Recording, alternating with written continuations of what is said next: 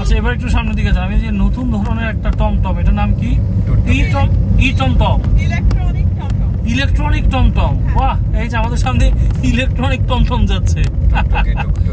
সুন্দর না? কিউট, সাদা হোয়াইটের মধ্যে পিঙ্ক।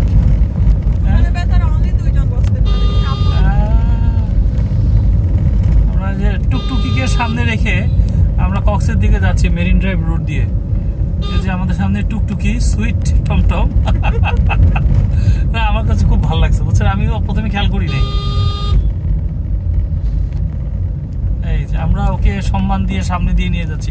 এই যে টুকটুকিকে আমরা দেখবো, এই যে এই যে এই যে এই যে আরে সেই সাইজ তো অস্থির।